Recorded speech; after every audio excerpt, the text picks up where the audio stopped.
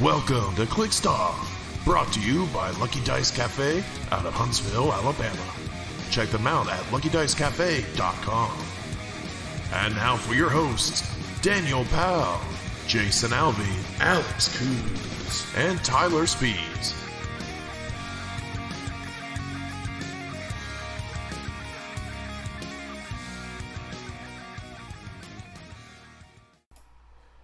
Hey everybody, welcome to Clixed Off today. This is your host Daniel Powell speaking. Just want to let everybody know Clixed Off is brought to you by TrollandToad.com, world's largest HeroClix retailer. Find HeroClix new and old on TrollandToad.com and save 5% off your HeroClix order with coupon code ClixedOff. Merchant and pre-order items do not apply. If you like what you're listening to today on Clixed Off, check us out patreon.com/ClixedOff. $1 and above gets entered into our monthly giveaways. $5 and above gets entered into our Patreon Discord channel for HeroClix strategy, tactics, and discussion.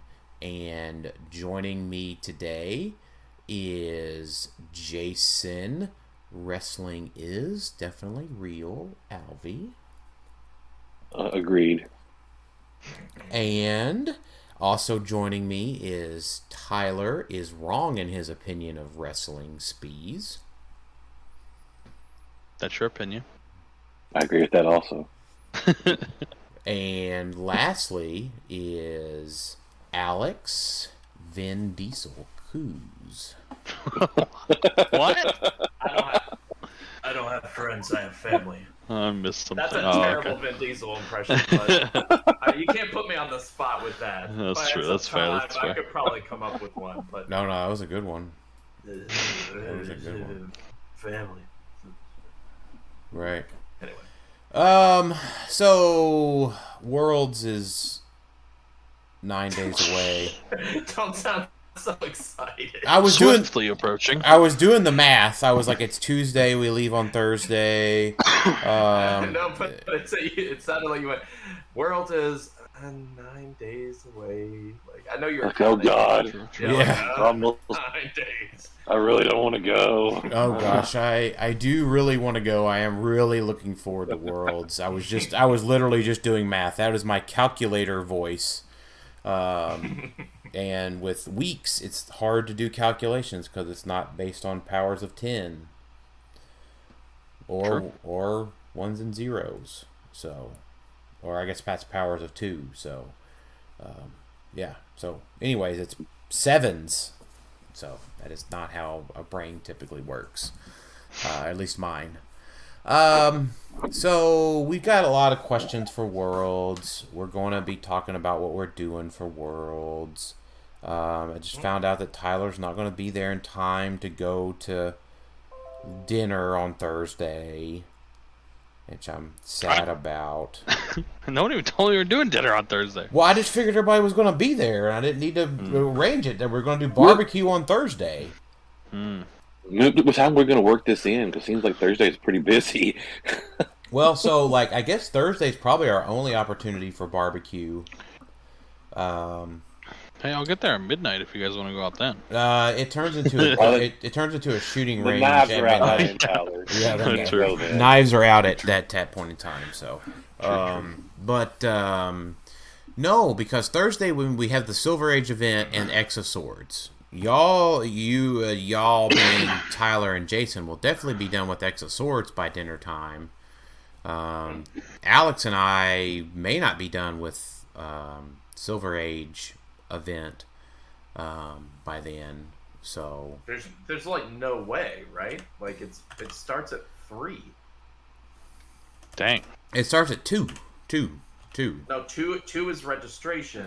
The rounds start at 3. Oh fuck, we're gonna be there till midnight. Is there a like a player limit? No, 64. 64, Okay. but I don't think there's gonna be 64 there. Oh my gosh, Who knows? You might be surprised. It doesn't start till 3. Yep. Everything Oh, opens Pop-up at shop 2. opens at 2 and registration starts, yeah. Oh my gosh. So we're gonna be there till midnight. I mean, there's gonna be at least 40 players in that event. Gotta be. you're counting, I'm playing BRs all night. Winning all of it, so sure. Well, I mean, that's what I go into any event doing, at least time-wise, right?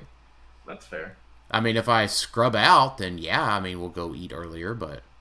I mean, we could do a lunch. It doesn't start till 2. But we aren't going to be there until probably noon. Yeah, well, okay. So, noon. I guess. Noon, 12:30, 1 o'clock. That's fine. I mean, but I don't... Az will be there, the 4 of us in my truck will be there, you'll be there, so that's 6 of us. I guess we'll have to see about Jason and TJ. But anyways, this is I guess if any of our listeners want to join us at the barbecue club, The barbecue club? Yeah, then they're more than welcome to. But I don't know if they're open at noon. I guess it's a good point. Most of them are open. Yeah, they should be. So, but anyways, this is how we talk about getting stuff ready. But we are here to talk about Worlds, I guess. Thursday, I guess, is really freaking busy. What did we do last time on Thursday? We went to the barbecue place last time. There was no events on Thursday. Yeah, I think that was the case, yeah. Yeah, there was one day. Yeah, because it was 1 day shorter. I know that much. Right, yeah, because that Thursday, Jason, you and I went down, and we mingled. Yeah, we mingled, and we drank beer and stuff, and then Teams Worlds was on the next day. Yeah, so I guess that makes sense, right? Thursday. So did we hang out at the Jungle Bar that day? Yeah, we did. There's a jungle bar, inside the place. Jungle Room Bar, yeah. Mm-hmm. Yeah. Yeah, we did. So, yeah. So I don't know. We may not be able to do barbecue. I don't know, or at least not all of us. I mean, I'm hoping to go far in the Silver Age event. I mean, our likely chance to do that is Friday, right? Unless we play in the afternoon X of Swords, because Team Worlds is at 10. Well, Friday. I mean, yeah, but the thing is with Friday is if we do well in Team Worlds, then we run right into the fan appreciation event. I don't think they'll do. I mean, staff has to eat too. Like, I don't. That's 10 hours. Is Team Worlds going to be 10 hours? 5, 32, 16, 8, 4, 2. It'll be 10 hours. Yeah, 5 rounds of Swiss, and then they might only do top 16 teams. So I doubt they do top 32 teams. That's like probably how many teams. Yeah, that's right. No, you're right. So maybe it's top 16 or top 8 teams. And starting another World Championship qualifier at 5. Like, I feel like we would potentially get done in time to do dinner Friday. All right. I feel like that's out of all the dates, that's probably the most likely. That's right. So Friday, if our fans want to join us for barbecue. So now that we know what our food's going to be, do we know what our team? Do we know what our teams are going to be? I Not until we open them up. Not until we open those boosters that morning. We sure don't. Yeah. You know what? Maybe I should have specified. We know what our teams for Saturday are going to be. So Jason. Sorry. No. You didn't misunderstand me. I definitely could have been. I definitely could have been clearer. Because we definitely know who our teammates are for Friday on Team Worlds. We've got that all lined out. We have that lined out way better than we have our barbecue plans lined out. True. So, team. I don't remember. You're with Tylor and Jason Allen. Okay. So the better team. Gotcha. Right. Whatever. I guess we'll find out. Team. Yeah. Y'all can be Clixed Off A team if you want, I guess. So teams for Saturday. So I guess, Jason, the question I have for you, as everybody wants to know, is what percentage are you at running 3 APOCs?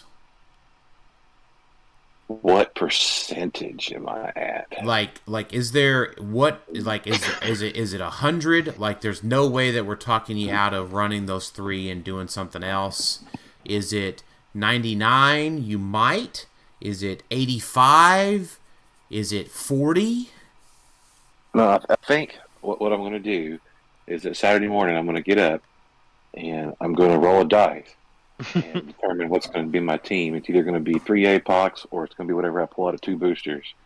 And that's what I'm going with. Yeah. Wow. I hope you roll the 3 APOCs. Oh, so wait a minute. I didn't realize your choice was 2 random booster pulls. Yeah. Since when has this been a thing? Is the booster full of 3 other APOCs? Could be. No, it probably just has some rares or a shitty prime in it. Yeah. I mean, maybe it'll work. And I should specify it's going to be 2 boosters of like Rise and Fall. Okay. Hey, you pull. It sounds like he's running 3 APOCs. Yeah, it's that's what it sounds like. It sounds like that you're leaning way. I don't know if it's like 2 APOC and stuff. I don't know. It's like I like 50. 3 APOCs. I think it's a good team. You like it? Yeah, I do. It is fun. It is fun. Right, I wasn't here to like try to convince you one way or the other at this particular point. The question wasn't a matter of convincing. The question was a matter of where are you at. Right? I can convince you of something else, or we can talk about that. That's another segment, like Tyler was saying. But my first thought is are you going to be on 3 APOCs? Probably. Yeah. Probably. Gotcha. So that's probably, I'm putting it at 73.5%. I mean, Okay. Jason, what we could do, the South Lane Casino is only like 15 minutes away from. Oh, okay. We just bippity boppity boop over to the casino, and you just play one hand, and if you win 3 APOC, you lose. Then you just stay at the casino, and you just. Well, no. So like the 50-50 would be is if you go play. Oh gosh, where's the roulette? I don't think anything at the casino is 50-50. Roulette is. Roulette's the only. You bet red or black, and if you win, Red or Yeah, black, and then there's 00 and 0, so it's not 50-50, or else they wouldn't do it. Really? It's slightly less than 50-50, yeah, because if it's red or black, the zeros are green. That's why. They're not going to let you 50-50 bet because they make no money off of that. Wait a minute. So I just Googled, is roulette 50-50? Mm-hmm. And it just says the outcome of every spin is red or black, no matter what has happened in the spins before. It says every one. It can't be true. Look at the roulette board. The Well, zeros are green. I'm just saying that was the first answer on Google. I mean, I don't know. On the American roulette wheel, there are 18 black spaces. Mm-hmm. Oh, okay. There is. I never knew there was green. Yeah, the 0 and the 00. I've never had it hit those before. Can you bet there you green? Can you bet green? Yeah. Huh. The odds are just like very slightly like against you on the roulette. It's the most fair casino game probably, but they do make a little bit because of the 0 and the 00. Interesting. I never knew that. I guess this is why I'm not a professional gambler. I don't think professional gamblers play roulette. Yeah, I don't think that's their game of choice. Yeah, but. Oh, okay. So the European and the French roulette wheel only have one green spot. Mm-hmm. Well, I'll say my chances of playing 3 APOCs are higher than hitting green on the roulette wheel. Did you know if you add up the numbers on a roulette wheel, they add up to 666? Ooh, that's spooky. Yeah. Well, that tells you what you need to know about gambling, I suppose. Uh-huh. So, all right. Jason is higher than 3-point-something% on playing triple APOCs. Alex, what about you?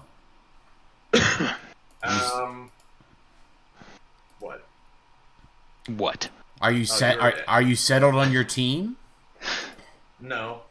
I have the stuff for the APOC team, like PJ's APOC team. which is probably what I'll end up playing because I like Pog teams just so much. It feels like that if you don't play it right, then it almost calls into question your love of Pog teams. Well, but I was actually telling PJ this today. I said, you know what?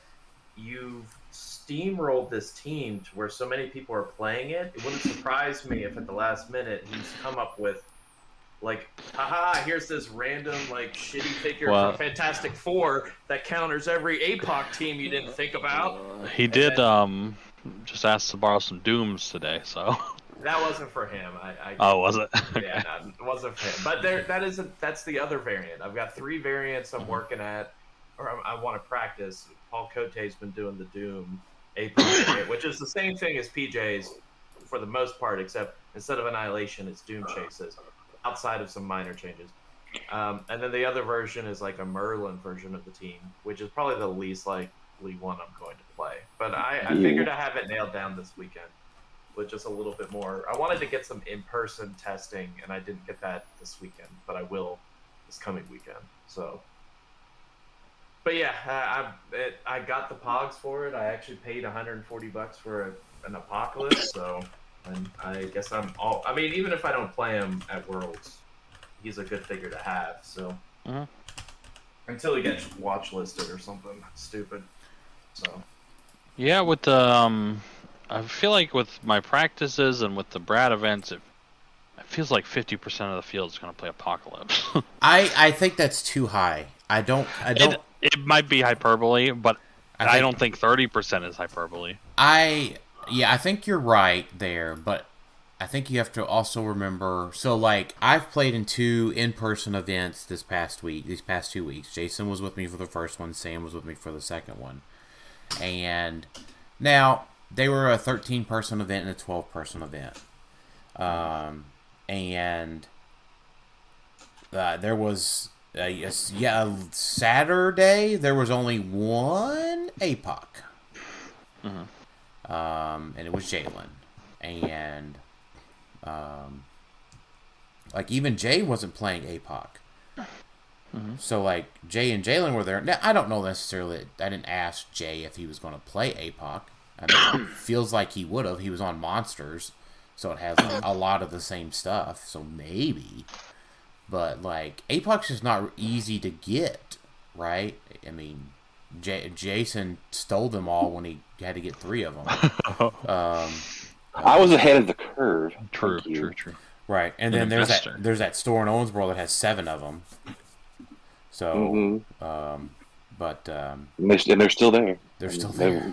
Don't say that. Someone's gonna hit up the store or something. Good, go ahead. Good luck. We want them to. Yeah, good luck. I mean, that's the thing. I want them to be in rotation, right? I'd rather have people have access to the clicks than not. Well, we could wait. They could wait a week.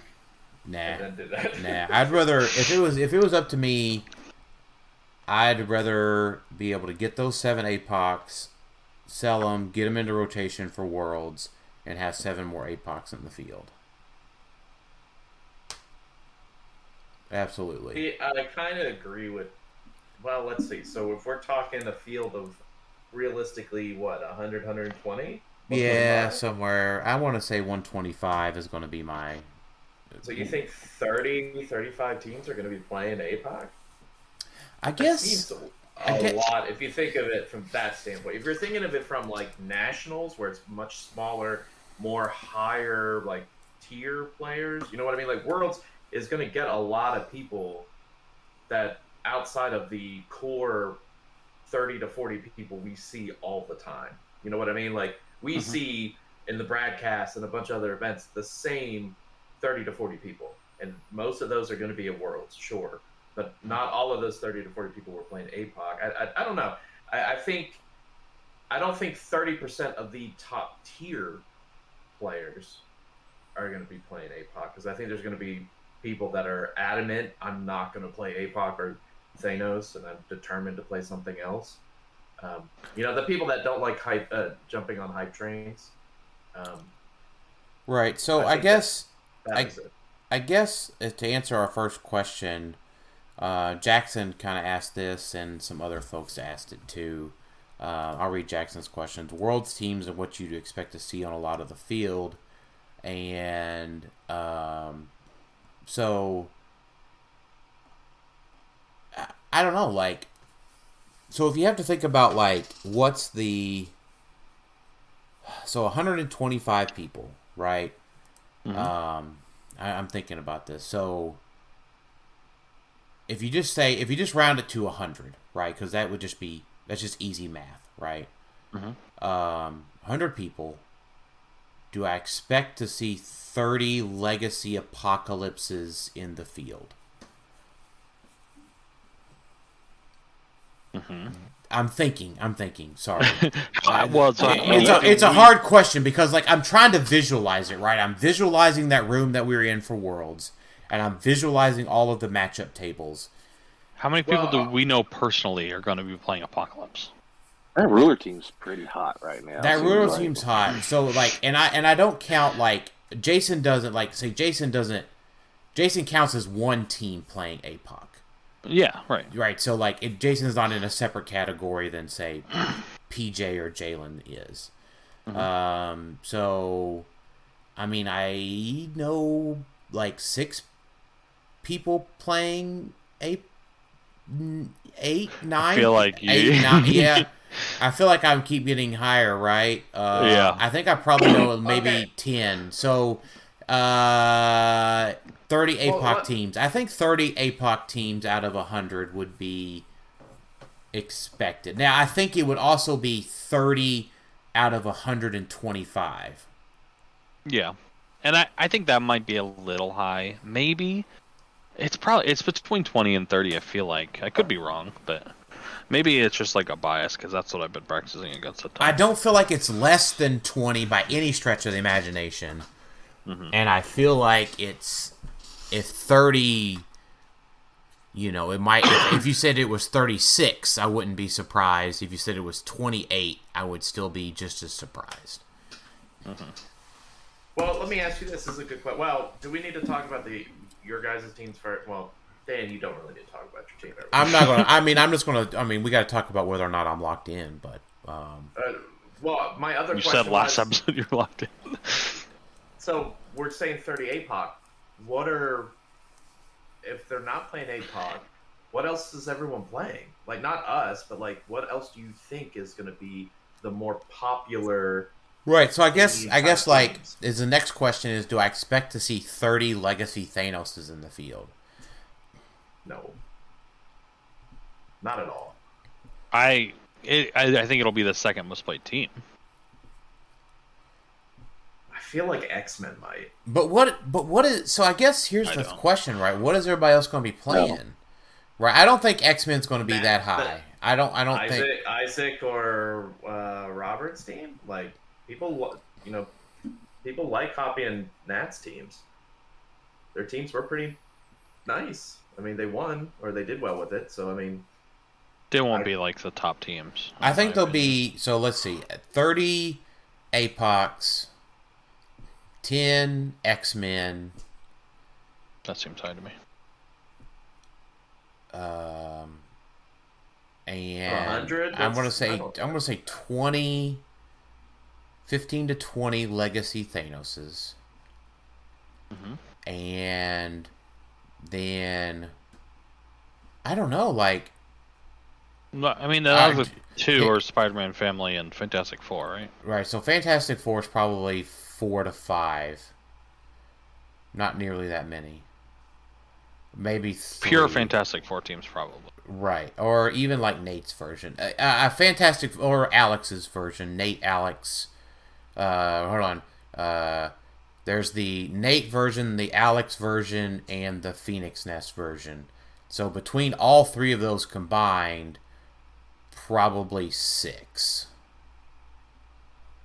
We haven't really gotten a lot of good data from any of these tournaments.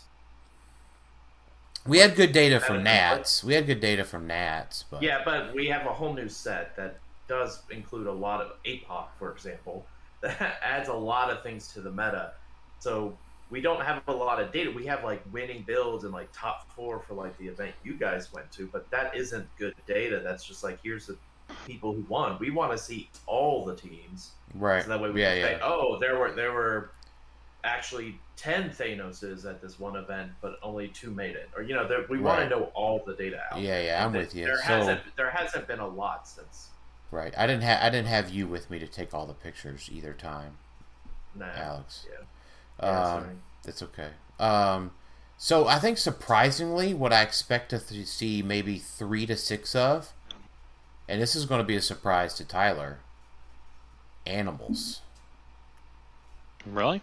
Yeah. People playing that? Both weekends. Now, keep in mind, I was in Huntsville, Alabama for one, and Richmond, Kentucky for the other, and I was the only overlapping player. There was an animal team in both events. Okay. With maggots, high evolutionary, chase beast, lockjaw, some standard configuration of things.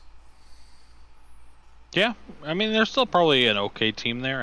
I don't think it's a top team anymore, but we're not asking about. The question is, not whether or not it's a top team necessarily. It's like, what do we expect to see? I guess. Maybe you know what? Maybe we're all wrong, and maybe the most played team is potentially a non-theme. Non-theme has risen up a lot. If you count all non-theme as one thing, then maybe. Yeah, because, you look at the last Bradcast event that wasn't tonight, more than half of the teams were non-theme. 6 out of the 10 were non-theme teams.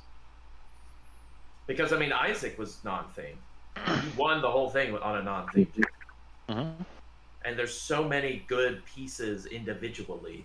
Like, I could see 30% of the field maybe being non-theme. I agree with that. Yeah, I could see that. Yeah. 30, yeah.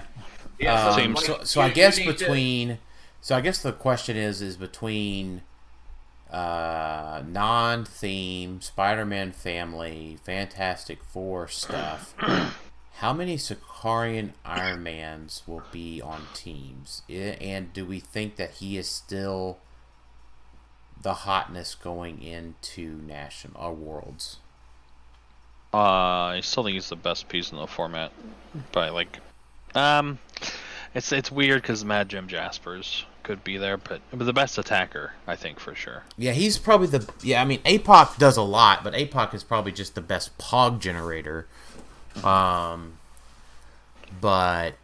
he's the best for his points. I think if you're like 50 points, you normally would say, "Oh yeah, Sky Tyrant" or Scarab, and while they're both still very good, they have niche uses. Right. Whereas Sicarian Iron Man, you're like, oh, I need firepower, 50 points. He could do almost anything. Right. I think there's a lot more ways to deal with Saki than there has been. We've gotten used to him. The meta has shifted to say, oh, we kind of know how to handle him now. We know, just keep dealing him damage, and he's eventually good. Like, he dies. I think I mentioned this before. I always felt like in Nationals, as it went on, I got used to Sicarian Iron Man just dying. Like, I knew he was just going to die because people got used to him. Doesn't mean he didn't take some pieces out on the way and he wasn't dealing damage, but it wasn't I got to protect Sicarian Iron Man. It was more of, he's going to die, but it's just 50 points, and I'm killing so much with that 50. He's going to go down in a blazing ring of fire or something. I don't know. Right. And they had to hit him 4 times to do it. Yeah, potentially. Yeah. I only have to hit him 3 times. So you think once again, how many Thanos were you expecting? Like 10%? 15 to 20. Okay, so that puts us at 75-80% with just Legacy APOC, non-theme altogether. Fantastic Four at 5, let's say 5 teams. Thanos at 15. That already puts us at 80. So that's 20% of the rest of the field is all those other teams we were talking about. Right, I'd expect there to be, I expect there to be some 1776 base teams with Merlin. I expect a couple folks to try that out. I expect, an Emperor Gladiator because people just like that guy. I mean, I can't fault him for it. He's just good. I imagine there's going to be at least 1 or 2 Danger Room based robot teams. I worry we might be underplaying how many people are going to play X-Men. Because remember, people were hyping up Deadpool and all these other pieces like in this set, and people were kind of waiting for X-Men, this set to come out to add more to the already decent X-Men team. And people saw how well Lucas did with his. So I mean, if they were listening to Critical Clicks, he went into depth, in depth about it. So I mean, I think you would almost see as many X-Men teams as potentially Thanos, potentially like 10 to 15, because I think there's just so many pieces to play with, and so many counters for it. Part of the problem. Able to There's counter too much things. stuff. There's too much stuff for people to deal with all day. Like, it's just too much for them to keep track of. You know what I mean? They don't want to mess with it. Like for people to play X-Men, or just it's like they just there's too many things for them to think about, and they don't want to think about that much stuff. I think the people who kind of like Merlin, the people who figure out the right team, like Lucas was doing with his Nats team, is going to be successful with it. Because I'm not saying that. I'm just saying there's just not going to be that widespread, because there's not that many people that want to deal with all that all day. Yeah, because I mean, as his team, the non-theme APOC team, I mean, has the splash of X-Men, so he has that counter ability to be able to, and he, as we've talked with him, he has certain things lined up for certain matchups. I think people have their set ones for X-Men and have the flexibility. I don't want our listeners to underplay. We don't count that as an X-Men. We don't count that as an X-Men. As isn't considered X-Men. His is a non-theme. Like, I'm talking about just pure X-Men. Like, what I'm talking.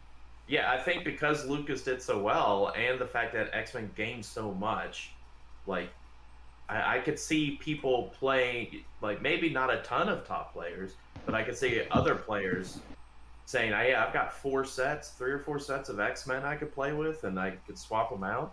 Doesn't mean the teams will necessarily be great, but I think there'll at least be 10% X-Men teams, because it's just a swap out that's very popular. And you could lump in X-Men and like Hellfire Club or Brotherhood if anyone was going to try that too. Like, I would say that type of mutant related teams, I would say, is probably 10%. That sounds fair. So that puts us at 90%. So that means 10% is like the Spider-Man family teams you were talking about, like the other random theme teams that are good, right? Like, I don't know. We were talking before we went on the episode, like we were talking about how the meta feels in general. How do you guys feel about the current meta? Because to preface this real quick, we were going into Nationals. Thanos was a thing, obviously. If you haven't listened to this podcast, if you've been listening to this podcast and didn't know Thanos was a thing, then you must have been really busy while we were doing this podcast. Because you weren't really listening. Yeah, you weren't listening. But we appreciate you putting it on and like giving us listens. But like, he is a point denial type piece that does a lot of stuff. APOC, I feel like, is also point denial, does a lot of stuff. So I feel like we have trended now from, instead of Smash Mouth meta, which it's been for a bit, because remember, it's just been who can get across the board fastest, because everyone can get across the board fastest, is now it's slowed down, and now we're in more of a point denial. It's a little bit harder to score points than it has been in the past couple of years. What do you guys think? That seems to be the case. I agree with definitely. The wipes are pretty rare right now. Low scoring points games seem to be the norm. Not that you can't wipe, obviously you can, but it's happening less and less. Teams are harder to kill. And you also get less turns, it feels like, just because there's a lot going on now. That's kind of been happening for a while, but it seems more, I guess, noticeable to me at least right now. Well, they fixed Molecule Man, so that shouldn't. That's true. Right? So. That is fair.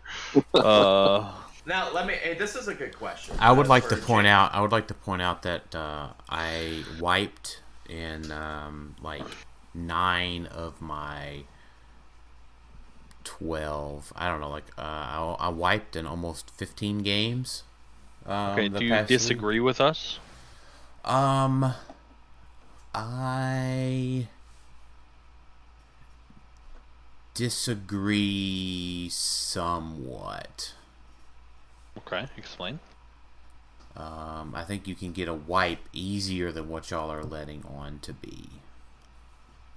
We said you could do it. It's just much less common than the Sky Tyrant days. I don't think you could get a wipe easier. I don't think I got a wipe at all at Nationals.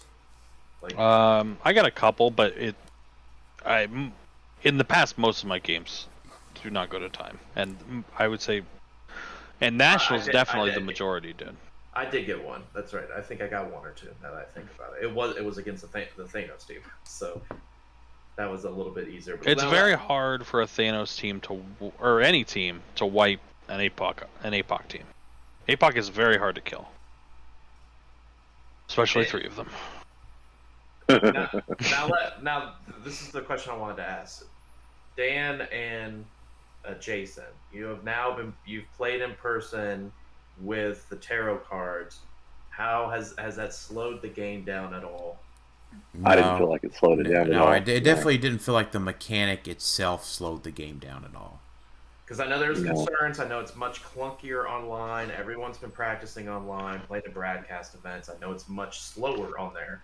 But that was a concern, so I wanted to make sure we kind of address that. Right. So people. I mean, it was just flip, read the effect, and go. I don't feel like it slowed down much of anything. Yeah, I feel like I'm in a pretty good spot where I'm like, okay, Queen of Wands is pulled. Okay, 3 becomes a 4. Yep. Yeah. Whatever.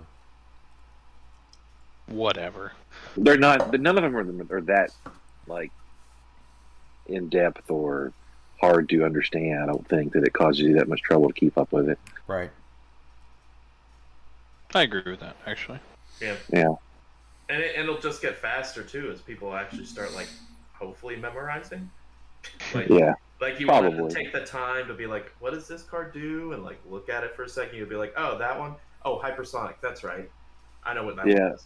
I mean, a card will just come up for me and it'll be like, oh well, that doesn't matter this turn. Forget about that, and go on. You know. Right. Yeah, I would say the only time I really forgot it was Jay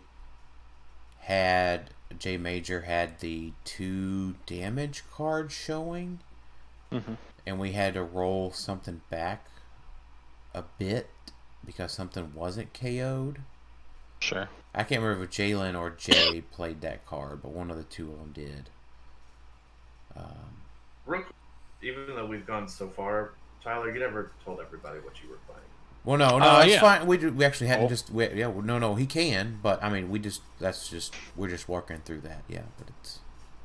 Yeah, well, I didn't want to like keep going and not mention that someone is on hand, like pins and needles right now, waiting.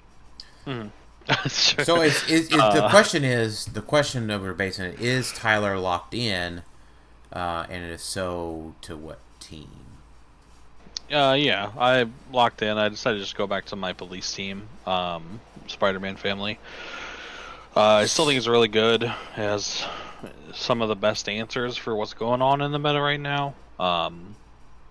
The Apocalypse is not like Pulse Wave, and Scarnarm is like the only Pulse Wave piece in the meta. That's not true if you have Franklin, I guess. Any pick a power piece. Yeah. And Scarlet Witch can help, obviously, against both Thanos and Apocalypse. I tried the Ruler team, and I do like that team a lot. But it's kind of a trade-off. There's a couple things. Like, it's for one, the big thing is approach right now. It is very hard. because the two biggest teams are the Apocalypse team with Scarab and Thanos, and it's so hard to move up against both of those teams because they can just shoot you with almost impunity. So you need some sort of answer there. You can do Battle Fury with the emotional modifier. My team does what's it called? Shape change with Miles helps a lot against both of those things. I guess that's true. I haven't completely locked because I'm considering playing emotional modifier instead of the cloak and the dimensional watch, just because then I have both of the answers, so they can't just outwit one and then go through it.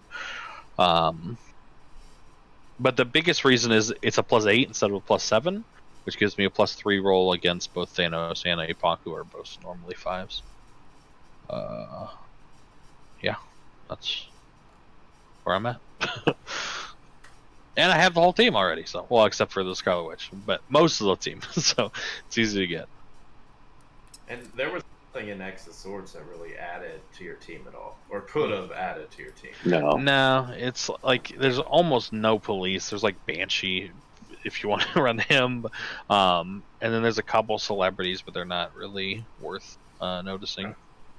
So yeah, makes sense. No, they're not worth noticing. Yeah. Are they senpais? Wow. Okay. I'm not gonna respond to that. Okay. So, and then I can also answer the question, because my answer could have changed the past 2 weeks.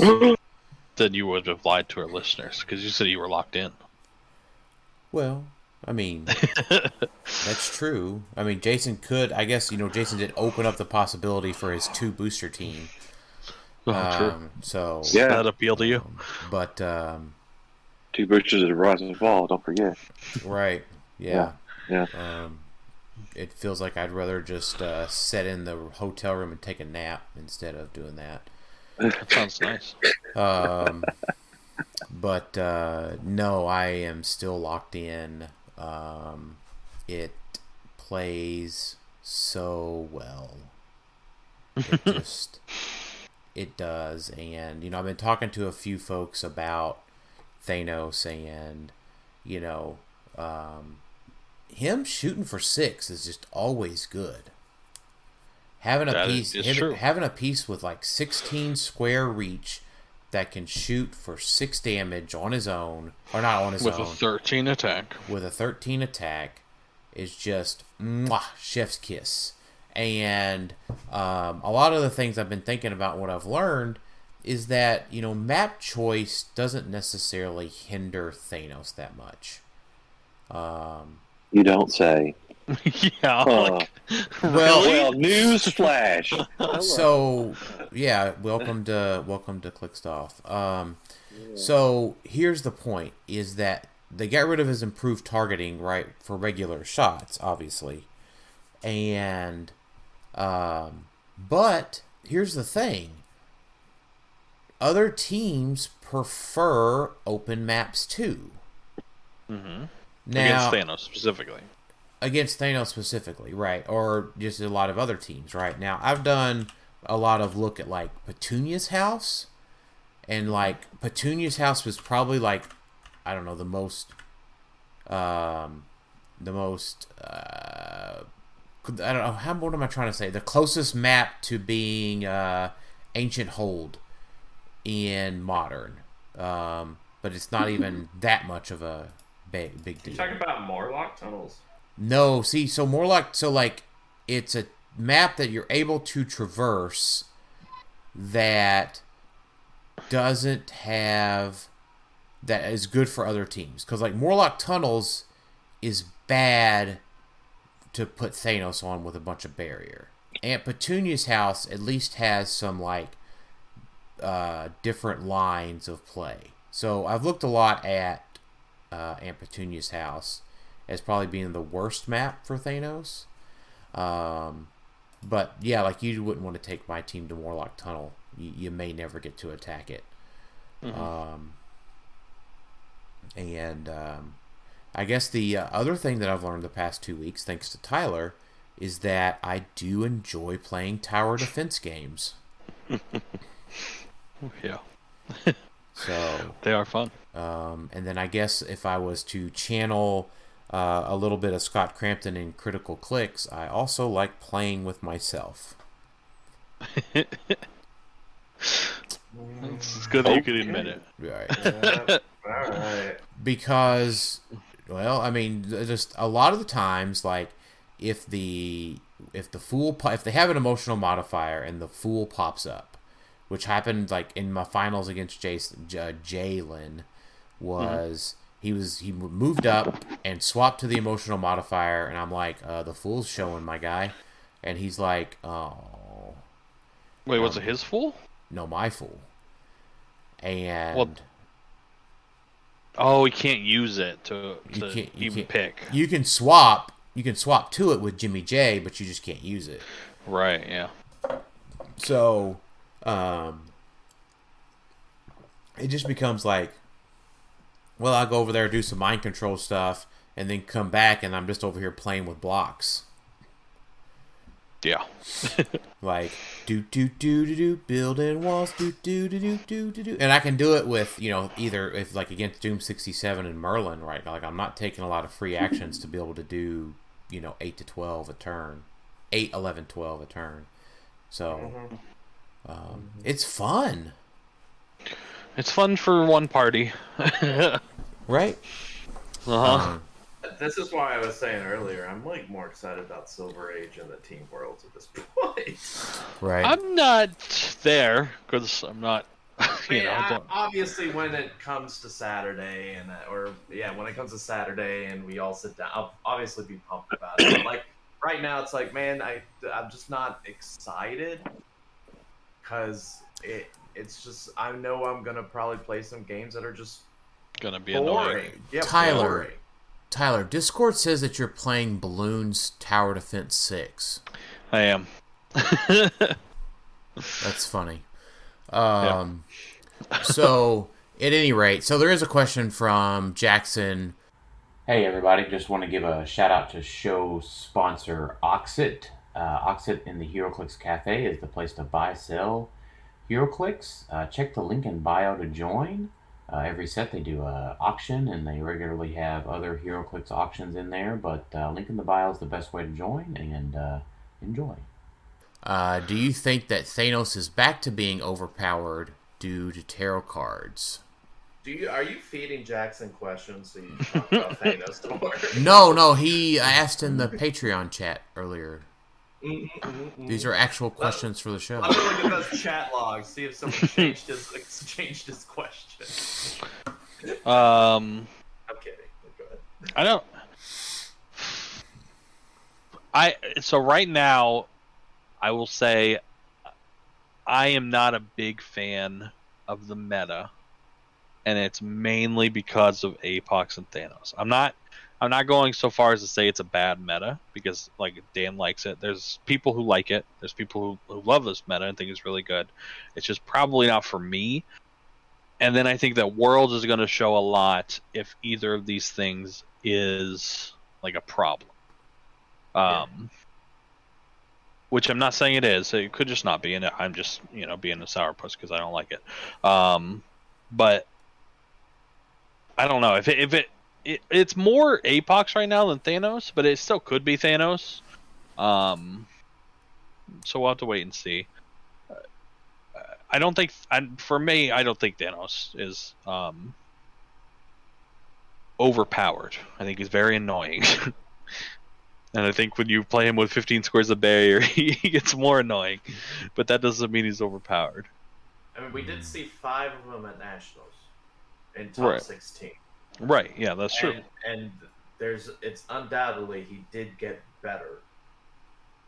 I don't think he got better compared to the field. I think. Well, I mean, I'm just saying in general. I think like Mad Jimmy J makes him better. I feel like tarot cards help him out a lot.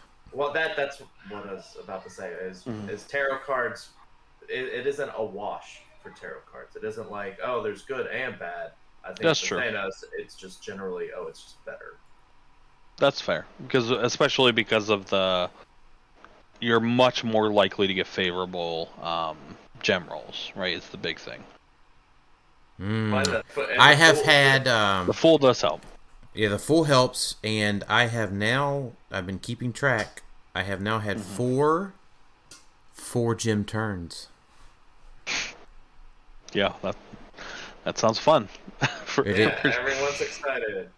It is fun. It is fun. Thanks for... And 2 of those were on my opponent's Queen of Wands. Yeah. So... so thanks for playing Queen of Wands, opponents. So anyways, that's where I'm at for Worlds. I mean, Thanos, he's good. I like it. So I think in everything, right? Like, we're just trying to avoid the bad matchups. We're trying to get the favorable matchups. And let's talk taking the bye. Is there a situation where y'all don't think you'll take the bye? No. Wait. Yes. If I am not having a great day and I just want to have a worse day, that would be like we get self-hating Alex. Yeah. If I'm just like I win the Silver Age event and Team Worlds. And I'm like, you know what? I've used all my luck. I'm just going to burn the bye, just go out early. Like, I just wouldn't play in Worlds at that point. But no, I would. There's no way anybody should not take the bye if you have it. Right, and we're assuming the worst case scenario that folks are thinking about is that it is indeed a win. It is indeed a win, but it is half points. So it's one of those things that, so we did the math, and then I just want to go ahead and just talk about that math a little bit real quick. And so Worlds we're assuming is going to be 5 rounds. Now, if it's 4, the taking the bye is even more important, I think, but we're assuming that if there's 125 players, 5 rounds, cut top 32, will I make top cut? There will be 8 3-2s that make it at that point, at 125 players. So points are almost insignificant at the 4-ish 5-0s and then 24-1s. You want to be in that 5-0 or 4-1 bracket. If you take the 1 win, you only have to win 3 games. And then you're in. Doesn't matter where your points are at. If you're trying to battle for the 3-2 spot, I don't think you're trying to take the right play anyways. I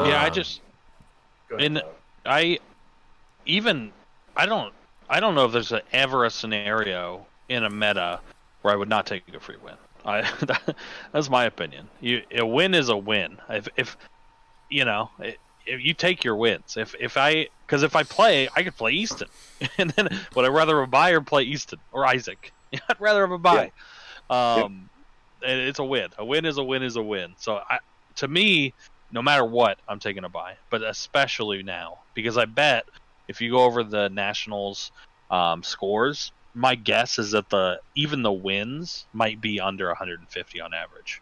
Mine were for sure. Like if we looked at just the last Bradcast event, like outside of Jackson went like 3-0 and 800 points. Like he was above the mean. Nobody scored like over 450, 470. And so 450 over 3 games is 150. Like so you're averaging 150 anyway.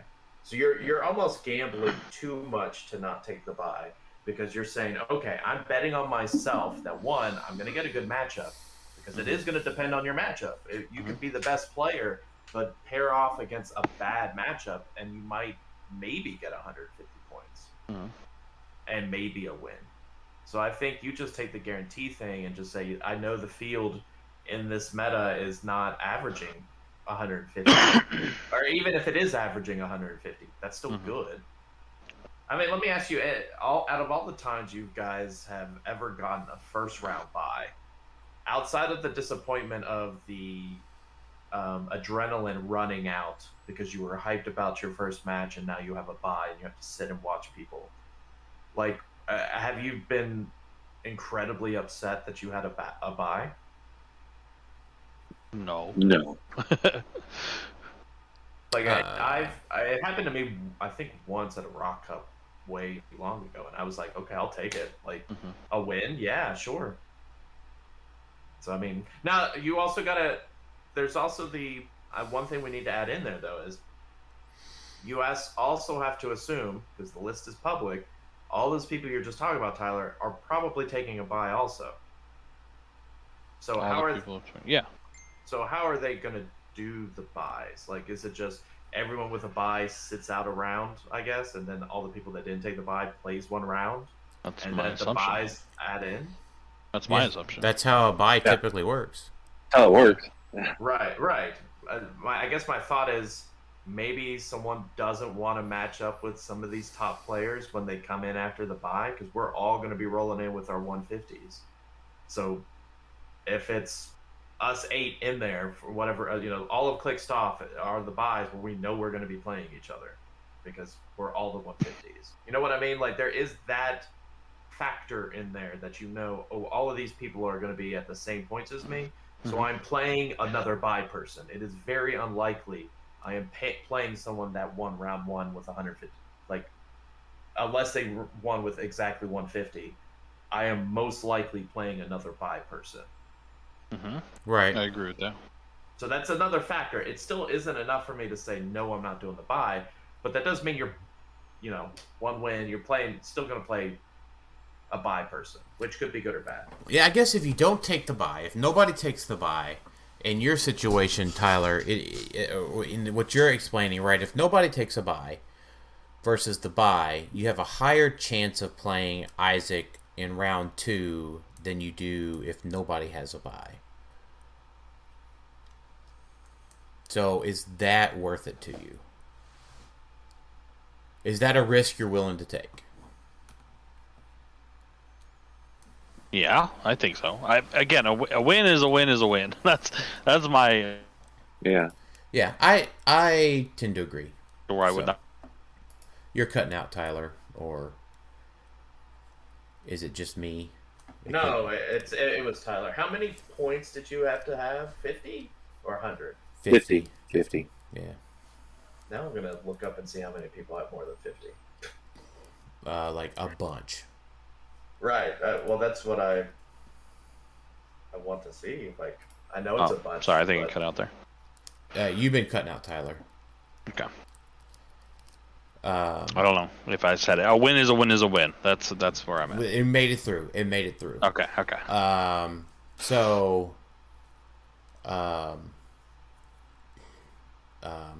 By the way, can I answer Michael Holt's question real quick? Because this one's easy. Before we move on. I want to use Thanos in a Cosmic team along with Molecule Man and Star Sapphire. What else do you recommend? Michael Holt is not a paid actor. Michael. Pretty good starting point there, Michael. Pretty good starting point, Michael. Yep. I would recommend Chase Collector from Disney Plus. Hope Summers from X of Swords. For her leadership and pick of power, and enhancement. Yeah, that's a good one. And her stealth and combat reflexes and mastermind, and protected pulse wave. Her TK, is it protected pulse wave? I've never been pulse wave.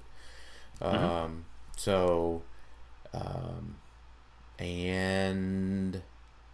a cloak of levitation for Thanos for extra mobility. Man, it's crazy you just came up with that on the spot. That's a good team. Right. It's almost like 230 points of the team was given to me already. So, if you don't like Hope, which I don't know why you wouldn't, you can also do Mad Jimmy Jaspers. But definitely prefer Hope. Hope is a beast, by the way. I would say if you're not playing Hope, and you're on Avengers, X-Men, Cosmic, you may be doing it wrong. I looked it up real quick. There's almost 300 people that could get the buy.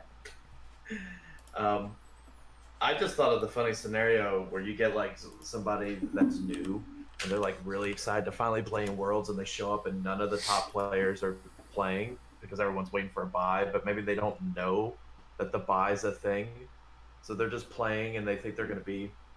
It's just going to be really odd. That first round is going to be incredibly odd. Is how I think it's going to like they're going to have to like tell people to not stand around, right? Like, I'm really curious how they're going to do this whole first round.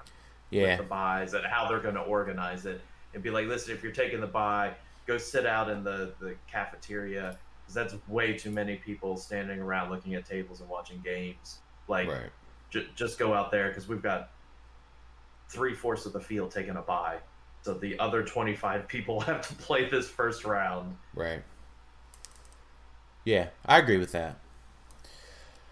All right, so let's see. Tylor, are you back? Can we hear you now? Yeah, I'm back. Sorry. Okay. All right. Coming out tonight. All right, gotcha. And so Andrew Fairweather, interesting question. Will we see teams without Apocalypse and Thanos make top cut? And I think maybe the simple answer there is yes. Yeah, we will for sure. What if the answer is not? What if it's a no? Then we probably get a watch list pretty quick. Yeah. So Dean Ferguson asked, maybe talk about how to structure a team practice properly. Do you run any unusual scenarios or something during your practice?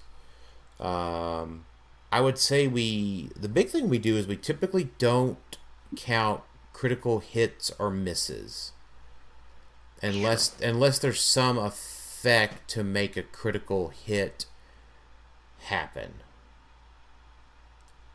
Yeah, like if this character crits, something happens or something. Right. But yeah. Or if there's like a tarot card in play that makes it happen.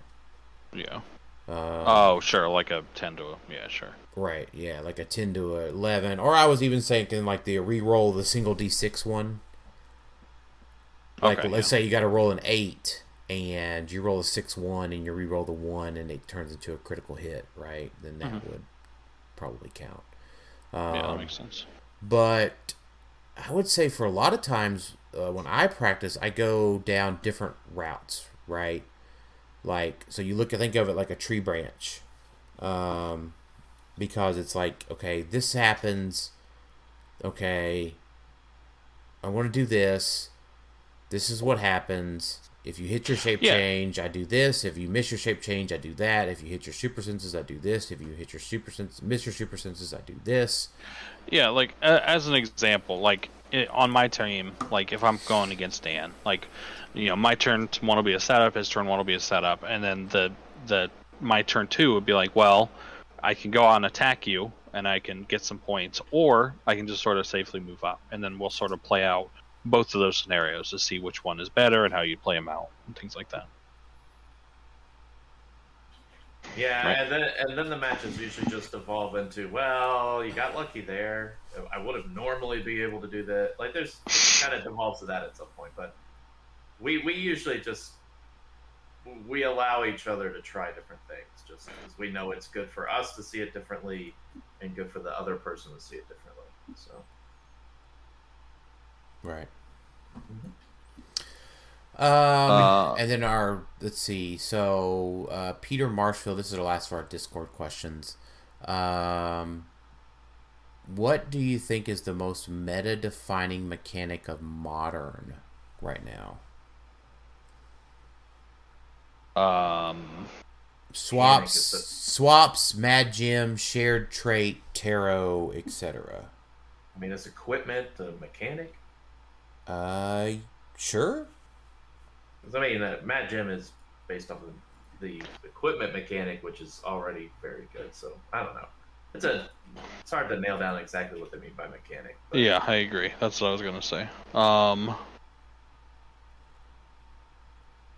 But like, yeah, I mean, even like legacy cards are like and they're not really a mechanic, I don't guess. But No, they're just a legality thing. They're not an actual like game mechanic of I bring in a legacy card. Like if it happens during forced construction, I don't know if I well, yeah, if it happens during forced construction, I wouldn't really necessarily call it a mechanic, perhaps. Like because then you could say the Spider-Man family mechanic.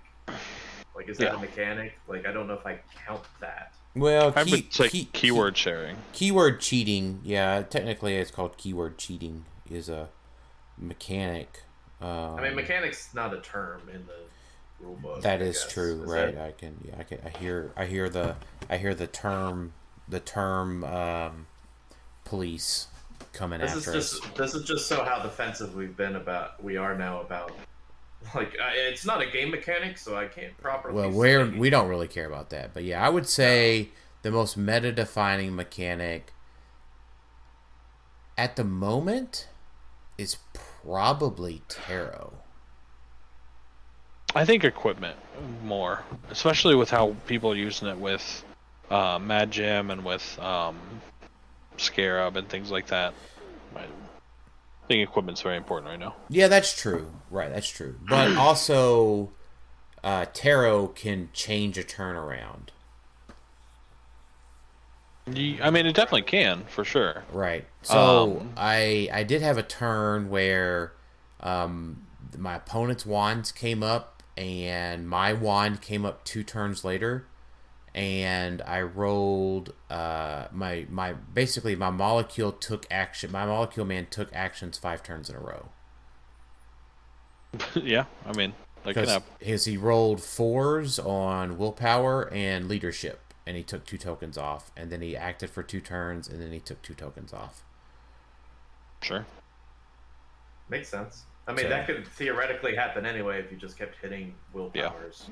Yeah. But I rolled. More likely to happen. That's true. That's true. But I rolled 4, so it was just that 4-up thing was important. So there's one more modern question that I have, or that we have, I should say. Most impactful prime. I mean, it's lit, right? It's just, I feel like it's 50-50. It's gotta be. Yeah, it's Mad Gym and Destroyer, right? Mm-hmm. Yeah, those are definitely the 2. I think that. What was the exact wording of the question? Most meta impact, right? So I guess in my newly learned roulette terms, right? Mm-hmm. Mad Thinker and Jim are my red and black, but what's 0 and 0-0? I don't even know. What other primes are you playing? Bishop and High Evo, maybe? Is people gonna keep trying Wizard? Wizard was a prime. No, I don't think so. You said Gladdy Daddy earlier. Yeah, but I still think that's behind Bishop and High Evo. I mean, if Calder's gone, then it's U.S. Agent. I don't know how many people honestly try Bishop anymore with Deadpool being there. I mean, I kind of agree with that. Like, there might be some people would probably rather play a Destroyer or something with that team. That's true.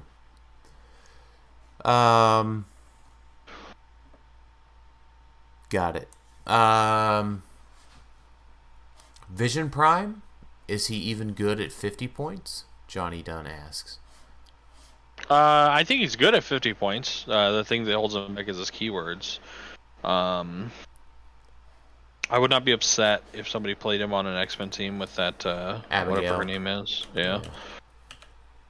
But it's rough because you're not playing Destroyer is the big thing. Right. And Destroyer is very good right now.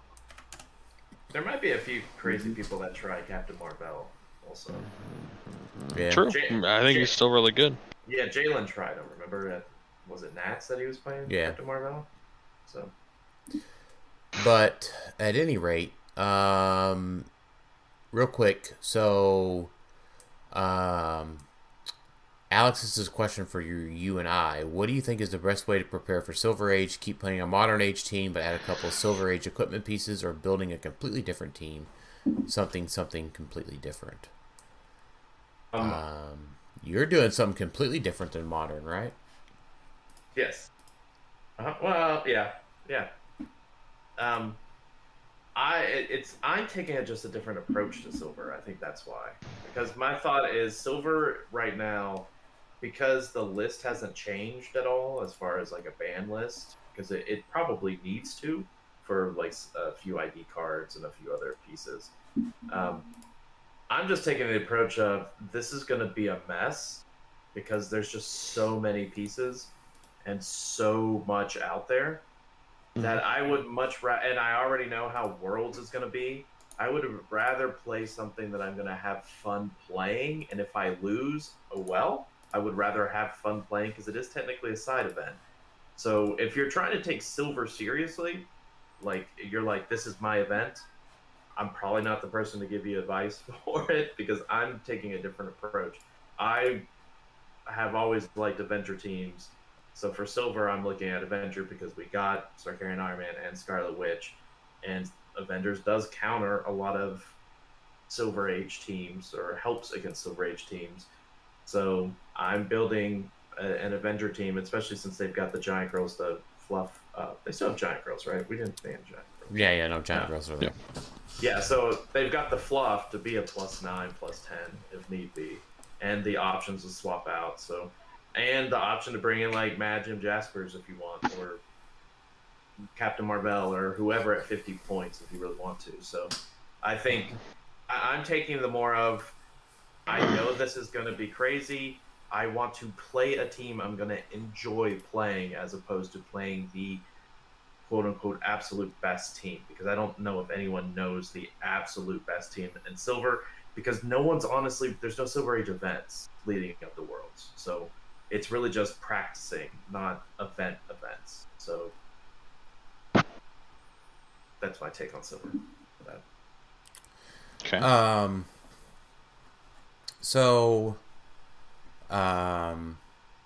For me, I don't know, 2/3 of my team is my Modern Age team. So sprinkling in some ID cards, playing Groot, because Groot is still probably the best 20-point piece in the game. Yeah, I don't know. Yeah, 20.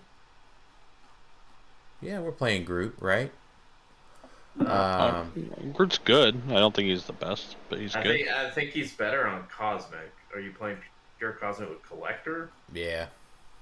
If you're playing with Collector, then yes. If you're not playing Collector, then you can. There might be other options. Right.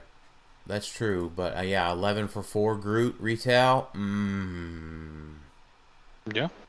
And then Flurry, 10 for 4. 10 for 4 Pogs. Not bad. Are you playing any Floras? No, I'm gonna play with Skyscraper, Wonder Woman, and Mad Jim Jaspers and Groot and 5 IDs and a spin ring. Yeah, that sounds like a mess.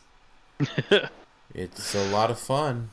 So for you, yeah, that's the point, is to play a team that you have fun with. You have a different definition of fun, but that's the point of Silver, I think, right now, is like. But like, you telling me you don't want to like phase over with Thanos?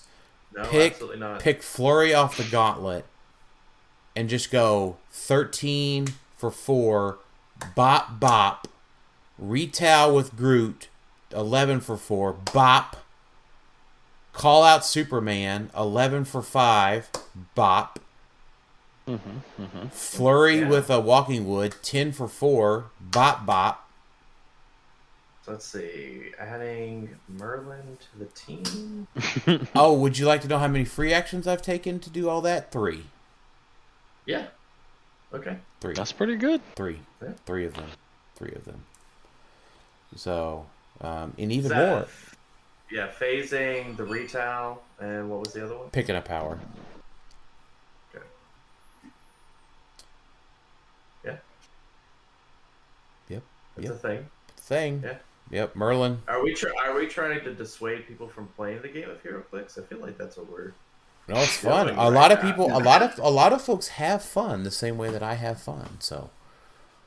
That is true. I agree with that. All right. So, oh my gosh, Spencer White.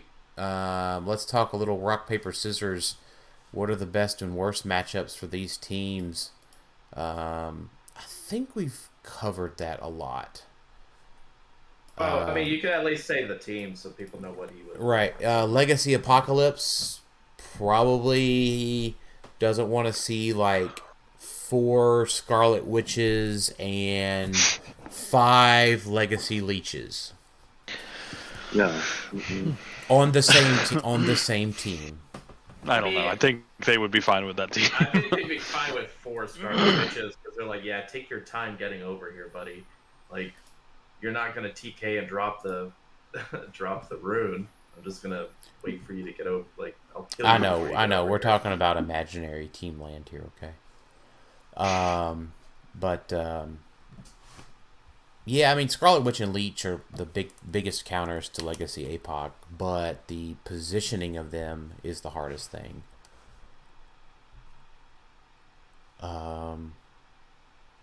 X-Men? X-Men doesn't like to see 2 outwits and 5 damage. Okay. Are you talking about maggots specifically, probably? Well, that is a good one. I wasn't specifically thinking about him. I was thinking about Mimic. Oh, true. Yeah, him too. Yeah, same thing. 2 outwits, and the problem with I think a lot of X-Men teams is it gets out of control with the Phobos armor Pog. Yes, because that's the autonomous 11 for 3, 11 for 4 if you have Collector with Energy Explosion and Outwit. So, like on my team, if I get that one next to Hope, he's now 11 for 5 with another Outwit, and he just cycles Mimic again. And I think you just. I mean, if you're letting them Cohen Revival, like if the person doing it is just willingly to Cohen Revival, they're just said. I still don't know about the whole mechanic. So right, no, I agree with you. In this meta is how I feel. Right. So. Well, I mean, the points can just easily run away. I think maybe that's what I'm trying to say is that it's not difficult for the points to start to run away for X-Men. I get that. I think it's hard to nail down a rock, paper, scissors for them because of the flexibility. Like, they do have flexibility to have somewhat counters for other teams. I guess, and by the way, Jason, you played that in Huntsville. How many APOCs did you lose all day? One. Yeah. Mm-hmm. To a leech. Mm-hmm. Who could go on X-Men teams? That is true, potentially. Everyone thinks about him on Fantastic Four, so don't forget he is an X-Men. So. Can I just ask real quick? Yep. Like you guys rolled off that last map, right? You didn't, or match, you didn't play it? Yes, yeah, we didn't play. There is no way, it's impossible, in my opinion, for Thanos to kill an Apocalypse, right? In that amount of time. I don't know if Apocalypse can approach, but 1 Apocalypse or 3 Apocalypses? 3 Apocalypses. I don't think it's possible for you to kill one of them. It is not possible for me to KO one of them. No, as long as I win map. Yeah. It will never be possible for 3 Apocalypses to attack my team. That's probably true because you just have too much barrier. Right. I will, and like someone said, it was actually a funny comment on Realms, and they were like, I don't think it was long before Jason, the 3 APOCs would be able to attack your team, and I'm thinking to myself, no. It's just literally not happening. If you win, man, because he can only destroy. He can destroy 4 squares of barrier turn, or 3, and then get an attack off, right? But the attack is going to end up being meaningless. Why? Because it'll be either onto Hope or Thanos. Yeah, and then one attack on the Thanos is he heals next turn, I guess. Right, and then one attack on the Hope doesn't matter because she masterminds it. The Thanos, yeah. Well, I don't know. I win map and go outdoors. Right. And also, I'm not sure about that because, like, at that point, at least he's in there. It's probably impossible, but it's more likely than you killing an Apocalypse. Yeah, I agree. It's definitely in a timed game. I don't think as long as I win map with my +2 on it, it's just a roll off.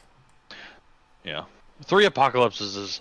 I don't know if people understand how hard it is to score points against that team. It is so annoying. Jason, do you want to share what you shared with us about how you see how you made somebody quit and give up and how you kind of enjoyed that a little bit? What? Not really. So I'll share it. I'll share it. So Jason's top. He Jason, said not really. I asked him if he wanted to share it. I didn't say that I wouldn't share it. Well, Jason made his top 4 opponent quit, because he wasn't going to be able to score any points. I mean, that can happen. I mean, it's a possibility. I did take some sinister pleasure in that. I mean, that's kind of what the team does. It's fine. Can't wait for Worlds. Woo!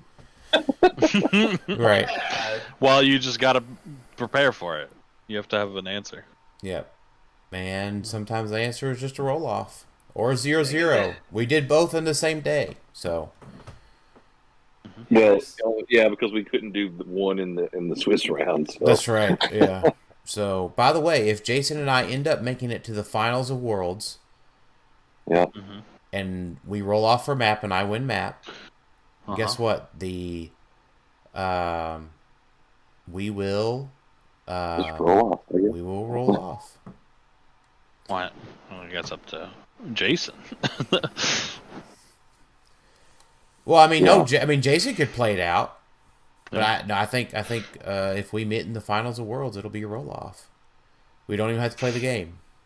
There's a very high likelihood, yeah. There's a very high likelihood that we will just roll off. Yeah, makes sense. I mean, if they force us to play it out, then we will. I don't think that scenario will happen, but yeah. Yeah. It could. So I mean, it could. I could have won that $1 billion lottery, but. Right, it is. There's some probability variance there, Jason, but yes. Yeah. How bad would it be if they made, no, you guys have to play this? I mean, it wouldn't be bad. Dan would bury her in, and Jason wouldn't approach. We could play it. We did it already. Yeah, it could happen. I know. I'm just imagining it's no, you guys play it out. It's okay, we'll enjoy this 50 minutes of yeah. Should we record a podcast while we're doing this? Because right. we're just gonna move back and forth. Right. Yeah, this will be exciting. Yeah. I enjoyed making pogs. Yeah. I enjoyed my controlling the pogs. There you go. A lot of fun was had. Yeah. No. Absolutely not. So, what does Thanos not like to see? Molecule Man, Mr. Fantastic, Giant Jubilee. Mr. Fantastic because it immobilizes? Is that it? No, he gets rid of the barrier. Oh, okay. So And if anti-barrier. And if there's any besides those 3 that I'm thinking of. Sure. But You know what you need to do, Jason, for this inevitable match with Dan is you need to sneak a mission point tarot card in or something. Oh yeah. True. There you go. Maybe we're gonna dance around. What's up? I just got 20 mission points. Yeah, I need to figure that out right now. Yeah. yeah, if that was an actual strategy, I think we would have figured that one out. Well, I mean, if it probably isn't. If your opponent is just gonna dance around and you're just kind of like 2 boxers that are just going around in a circle and not taking any punches, maybe for that kind of matchup when you're taking like 10 turns, because you guys are just, I make a pog, he moves, your go. Yeah. I leave these barriers here because I can just make them again. Your go. Yeah. First It ever was world champ mission point winner. Entirely yeah, possible. if that was a thing. Yeah.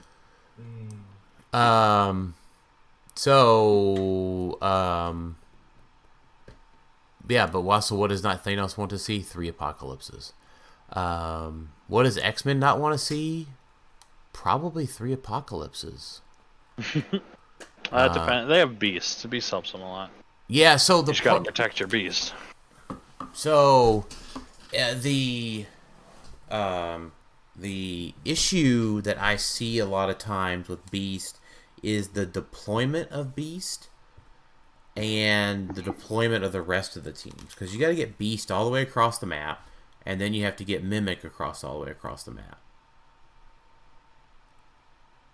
Well, it depends. You know, if you're running like a 2 mega version, you don't. Right.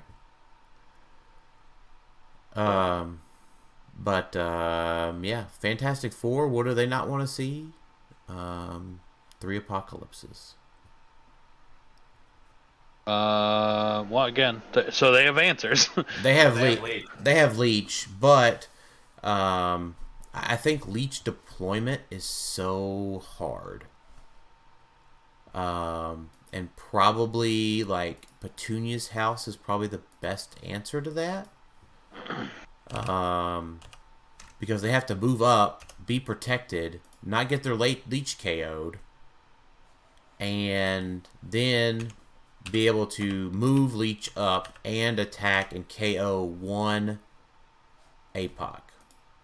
Because remember, it still takes 8 damage to KO a defenseless APOC. I think it's very easy to move up and have your Leech protected. On Fantastic Four against APOC. I could have killed it on Petunia's house with that setup if I just realized I had an extra perplex to range it. Yeah.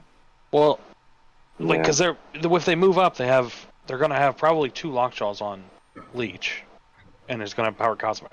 So how are you killing? I was killing the Lockjaws and then killed Bleach. You killed 2 Lockjaws in 1 turn?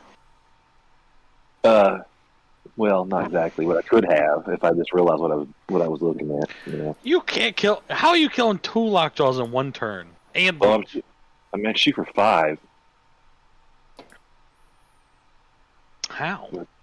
Because I have 3 and have enhancement like every figure. Yeah, I know. Well, you have 3 enhancements, but I don't know why they would. I mean, it don't have toughness, so it just goes straight through. Yeah. So, I mean, Okay, maybe.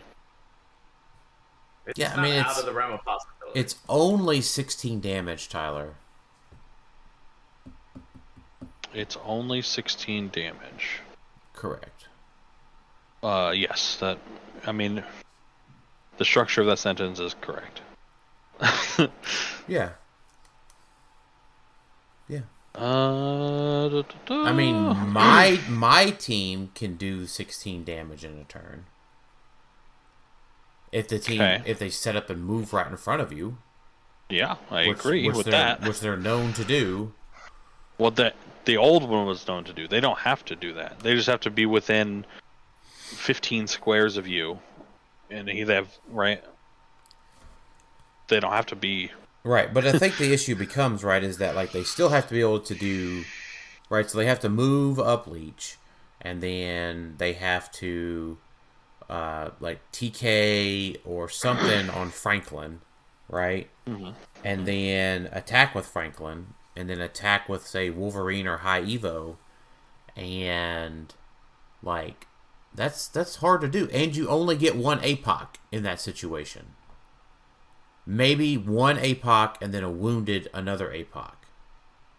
Maybe. And then after that, they can just score 100 points because you're likely losing Leech the next turn. Likely. And then after that, what are they going to do?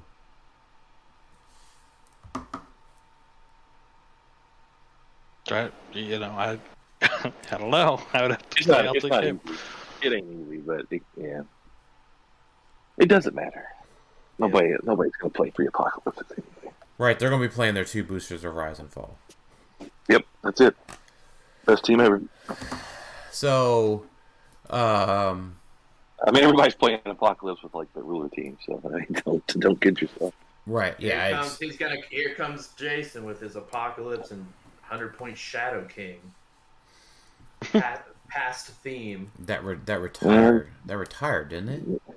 No, Shadow King's the rare one from. I looked up Rise and Fall and I was like, what's a really bad rare? Oh gosh. The Shadow King one. He doesn't have move and attack, but he's a past. That's the main point. That's not one of the alternate teams I considered, but thanks for the idea. Listen, I want to help you with your SEAL team, so Right. give me a heads up. So. I appreciate that. Celebrity Spider-Man family. Tyler, what do you not want to see? I don't know. Merlin. Yeah, I mean, Merlin is annoying for sure. It's less annoying against the police version than the other one. But still, Merlin is not great. But it's doable. So I'm not sure. In my past teams, I feel like it's been much more clear cut what I want to see and what I don't want to see, and it is less so now, and it confuses me. So I'm not entirely sure. Merlin's a good answer though. Gotcha. And then unthemed good stuff. I don't know. That's a big answer there. So, Also Merlin. Like, Merlin's not good for a lot of teams except for APOC and Thanos. So maybe that's why everyone is playing Thanos and APOC. Could be. Not really, but they're like, hey, we don't have to worry about Merlin. It's not that bad of a thing. Let's just keep playing it. Yeah, that's true. Because the non-theme, like Isaac's national team, it just would not like Merlin, just because his team had a lot of free actions and like moving around, chip, moving the free action, make the construct side set picks up stuff, equip. Like, there was a lot of free actions going around. Felix, it's like you're in Iron Man. Like, his team, if he faced a Merlin, would not like it whatsoever. So yeah, I played against the Merlin. I just didn't care that he was even there. yeah, APOC is one of the very few. He doesn't do any free actions. Like, it just doesn't matter. right. True. All right. So, we got a couple more questions tonight. Dennis asked, Popper team for Worlds. So that's what I was looking up, the Popper. I haven't even thought about that. No, me neither. No, I hadn't either. I was looking to see if I could see the rules for it. Tinker Taylor, Team Sealed, Silver Age. Where is Popper? I mean, do we know if Danger Room's legal? Then you've got all the Danger Room figures. Not all of them. If you're not doing rares, you don't have APOC and Is Popper not rare? I thought Popper was. Oh no, here it is. Here it is. So. Players will bang a 300-point modern team with common, uncommon, and miniature game figures only. No equipment, no tarot, no fast forces, no primes, no rares, super rares, chases, or promos figures.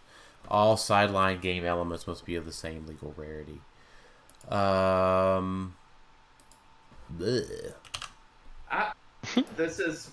don't know. I have an unpopular opinion about Popper. I like the concept of Popper, but I don't understand why the rares aren't a thing. Like, rares are like the stepchild of, like, no one wants to pull a rare when you get a booster.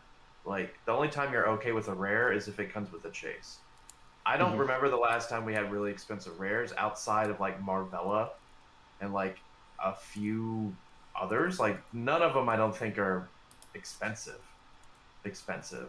So for me, it's like, this is the one chance that rares would have a shot of being played outside of your very, Like, I Very few guess cases. maybe you want to build around the watcher from the minigame. Yeah, I just feel like this Yeah, is a I missed like that. opportunity. I like that, Jason. Starter watcher. Yeah. And That's it. it's not. Yeah, there's not Highlander here, so like just 5 starter watchers. No, there's obviously better answers than that. But You could just play Doctor Strange Supreme. True. He's also pretty damn good, yeah. He's For 200 that, points. probably. Yeah, a ton well, of he's damage. he's 195, so he doesn't get the cloak. Yeah, that's true. So 195, but still, I mean, he was great in sealed, but now that you can actually build around him, like and you can play the Lokis if you wanted. They're commons and they theme with Strange. Ooh, that's a big one. Mm. Yeah. So Strange and a bunch of Lokis, probably a pretty decent popper team. And If they allowed rares. Well, no, Strange is an uncommon. Yeah, but the Lokis aren't, are they? Or are they? They're commons. They're commons. Oh, okay. Yeah. Now Then, you can only play 5 of them. Not 1, 2, 5 of them. We could also just play 2 Strange Supremes too, because they're pretty decent at 95 as well.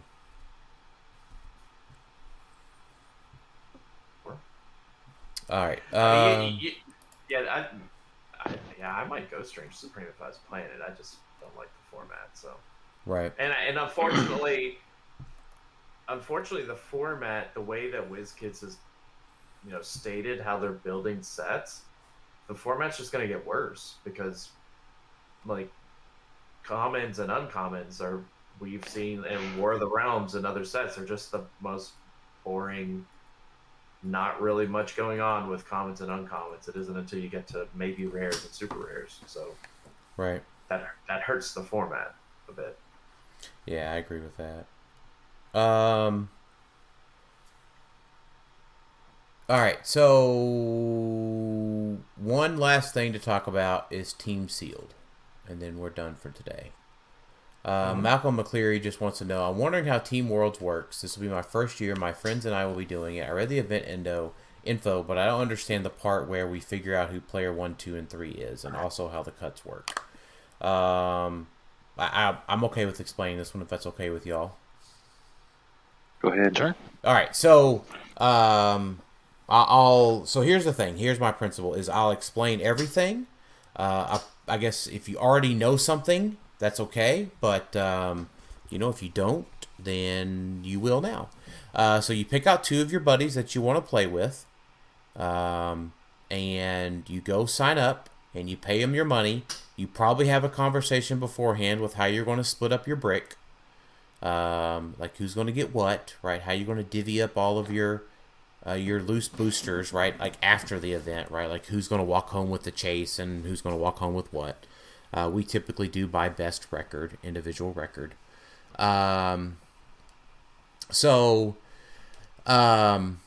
You assign players A, B, and C, right? That's an arbitrary assignment decided upon by your team. And player A is in charge of the record keeping. Recommend that player A is your best record keeper. And make sure that you double check your slips before you turn them in. That's also very important. So the goal for every round of Team Sealed is that 2 of your players, because A plays A, B plays B, C plays C. The goal of every round is that 2 of your players need to win. And then correct me if I'm wrong, but it was 2 wins. Did they go by overall wins and losses? Or was it? I don't know. So they always change it. There's 2 ways it works, Malcolm. It's either by overall wins and losses of the individuals is how you get paired and how the cuts work, or it's 2 wins means a win for your team. Yeah, like if you go 2-1 in your 3 games, sometimes they count it as 2 wins, 1 loss, or sometimes they just count it as 1 win for your whole team. And Right. I don't think there's a standard. Right. WizKids, I think, has typically done the 2 wins as a win. Yes. But I feel like recently they may have changed. No. I think it's changed to the 2 wins is a win. I think. And then maybe Then your points. Your wins do matter in the event of a tie. Right. And then your points matter as well. So but yeah, they'll explain it all there. But yeah, so the main thing is show up, understand how to build teams from your brick. That's going to be the main thing. Assign players A, B, and C, and be ready to do that in advance. So, someone else just posted up an offer to buy Chase Annihilation. They must already have their APOC. Then Newmark asked, what is my team going to pull in their brick, and why is it going to be the best brick there? Well, I don't have an answer for that.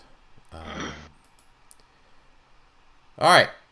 What else? Is there anything else we wanted to talk about today? Nothing I can think of. It seems to cover it. It's pretty comprehensive. Is this the last episode before Worlds? We got. I mean, are we gonna have time to record the beginning of next week? The time should exist. The answer is, will we have anything to record about? I don't know. So I guess we'll round it out with, we look forward to seeing everybody at Worlds. If you recognize us, feel free to come up and say hi. And Tyler, I'll give you an option to object to that. But you can say hi. It's fine. Well, I don't want to, whatever. Appreciate it. If you have the opportunity to say hi to Tyler, make use of that opportunity, because it might be the last one you get, because he might, Yeah, might run away. He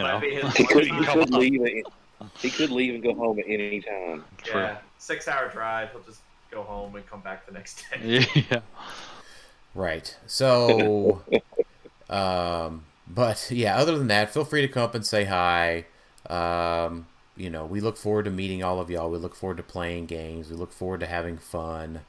I look forward to the announcements at the fan appreciation event. So that'll be a big one. So other than that, final thoughts, Jason? I'm just excited to go. I want to play some BRs and some Team Seal. That's the biggest draw for me. Yeah. It'll be fun to see everybody. Yep.